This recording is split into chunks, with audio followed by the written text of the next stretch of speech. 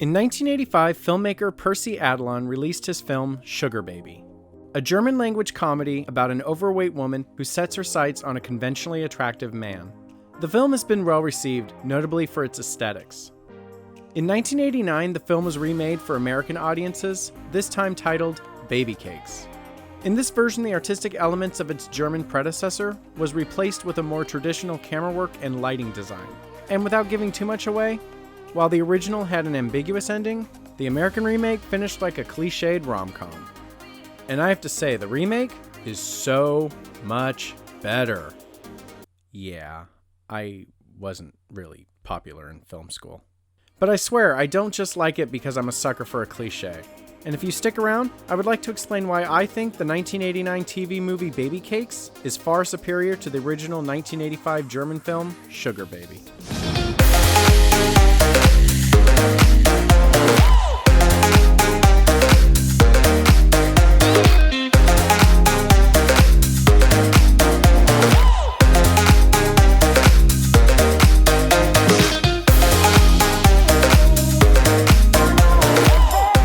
The basic plot of Zuckerbaby and Baby Cakes both go like this. An overweight mortician who is complacent with her bleak existence sees an attractive subway motorman and is immediately smitten. Throwing caution to the wind, she puts a plan into motion.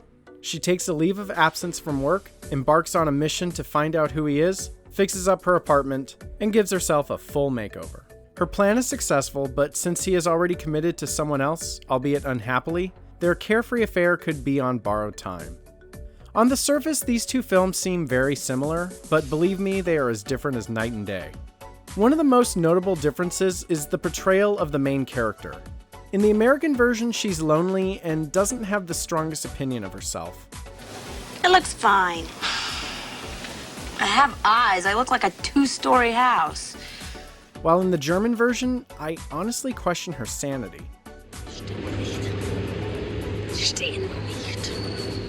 I've read many reviews on this film, and her mental stability is never mentioned, which I find peculiar because I'm fairly certain that I'm not just reading into this. Just look at the film language when she sees him for the first time. Und zurückbleiben bitte.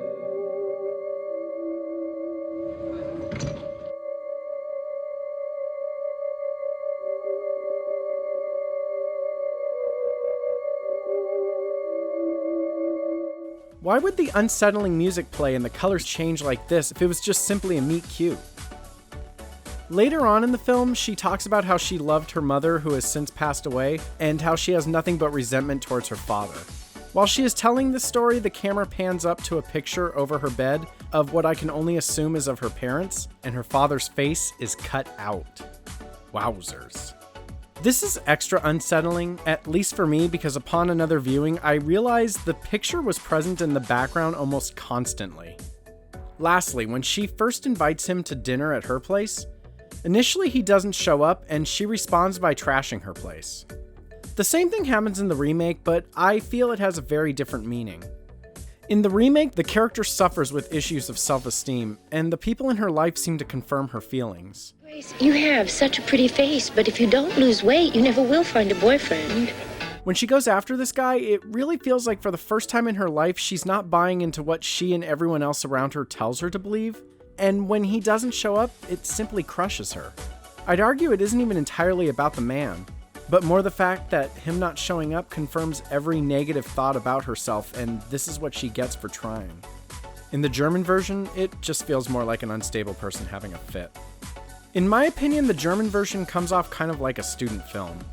It's really ambitious with its camera work, and the filmmaker seems really excited to get their hands on that box of gels, but at the end of the day, the actual story just falls flat. Everything about the plot is so vague, and I have nothing but questions about the two characters in the film. Is she mentally unstable? Did society and loneliness bring her to the brink, or is it a chemical imbalance? She possibly implies that her mother had some sort of mental disorder, but again, that's also very vague. I don't think this film is vague or ambiguous because it's up to your interpretation. It's because it's poorly written and the viewer has no other choice but to fill in the gaps. This is not avant-garde cinema. This is an inkblot. I recently showed this film to somebody, and about 2/3 into the film, he turned to me and genuinely asked, "Does he know her name?" And as many times as I've seen this movie, I honestly could not remember if these two characters actually exchanged names. The film makes no effort to show why these two want to be together, or what he sees in her, or frankly what she sees in him. The remake not only shows a legitimate relationship develop between the two characters, it also gives a very powerful commentary on our society. As someone who has battled obesity my entire life, I can say firsthand that society puts us in boxes whether intentional or not. No, dear. You're in the wrong department completely. Look in our large ladies department. I was just looking. It doesn't hurt to look. Honey, just do me a favor. Look in our large ladies department. These are two people that believe they do not make sense together. She is led to believe that she should be ashamed of what she looks like and does not deserve certain things in life. He believes that he has to be with someone like this and have a life like this, even if it doesn't bring him happiness. But once these two ignore their barriers, they discover they do make sense together, and they actually have a lot in common. I guess I just sort of grew up and got a job in my own apartment. Yeah, me too. I've been on my own since I was 16. My mom and I moved here from Albuquerque, and my stepdad didn't care much for me. You turned to ice skating and I turned to food. Yeah. This version also adds a few new characters, and for the most part, I feel this was a great improvement. We are told about her mother's death and her troubled relationship with her father in the original, but this version, we are actually shown her relationship with her father. Never seemed to get things right. Same way it was with your mother. The father isn't bad per se, but he isn't the best at dealing with circumstances, and it definitely strains their relationship. Her father is also recently remarried to a woman with 2 young children. This woman is also complex. She's not a typical wicked stepmother, but she definitely resents the fact that her new husband comes with a previous family. Well, we've been lucky because no one's died in our family yet. Not good. My mother died. She's also given a friend in this version, which I like because it shows that she's not a complete recluse. That being said, this person is not a good friend. In fact, she's quite toxic, and it's not properly dealt with. The mirrors are terrible in these places. They show you like you really are. I guess I could just wear my gray dress. Yeah. Why go out and spend money on some fancy dress? How many times you think you're ever going to get a chance to wear it? Probably never. Chances of either one of us getting married are zilch. Although I must admit, I love the actress who plays her, Nada Despotovich. Every time she pops up in something, I just smile. Anyone remember her part in Moonstruck?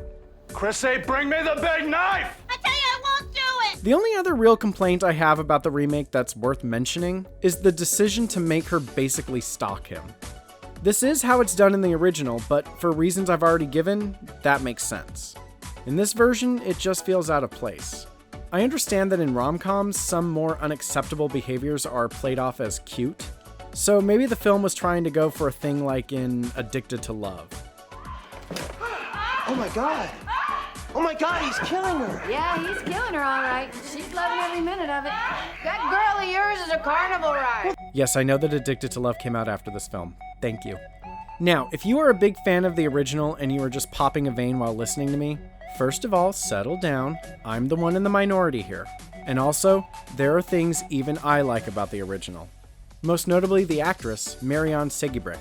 Now, I do have to say I am a child of the 90s that would occasionally get sick and have to stay home from school, so I am partial to Ricki Lake.